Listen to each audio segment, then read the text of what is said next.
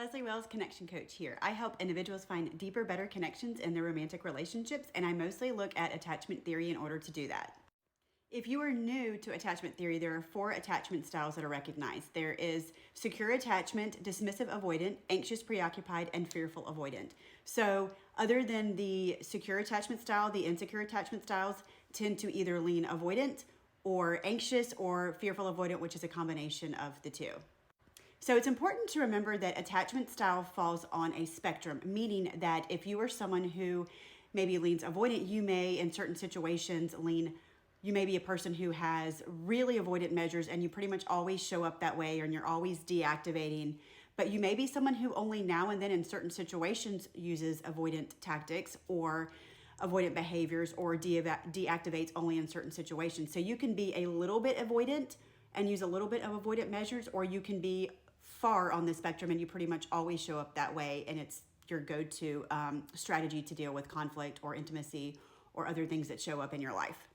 So all of us fall on a spectrum, and we do not necessarily just fall neatly into one category. Humans are hard to categorize, behaviors are hard to categorize, and again, because we're on a spectrum, we can't just tuck you neatly into one category.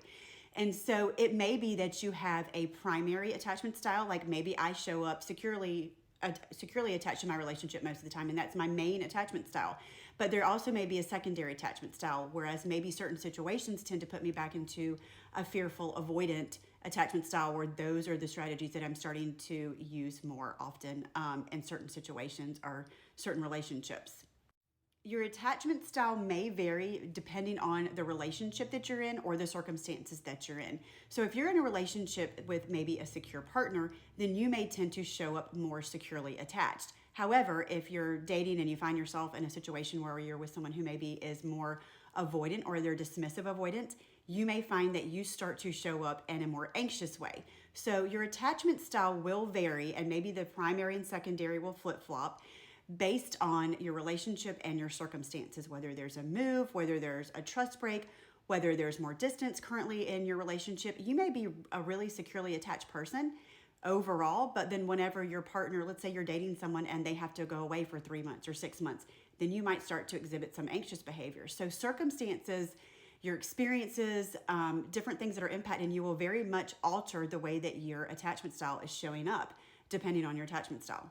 It's actually a really good thing that our attachment styles can change and they're not fixed. Otherwise, if we are insecurely attached, if we are leaning on the spectrum very anxious or very avoidant, we wouldn't be able to do anything about it. Because they are not fixed, because there are tools and techniques and strategies that we can implement to change and affect our attachment styles, we can actually move towards secure attachment. So we can move from being in a state of anxiety constantly or completely disassociated and deactivating regularly to a place where we are securely attached and we are showing up well, and we are showing up with proper strategies for communication and conflict resolution.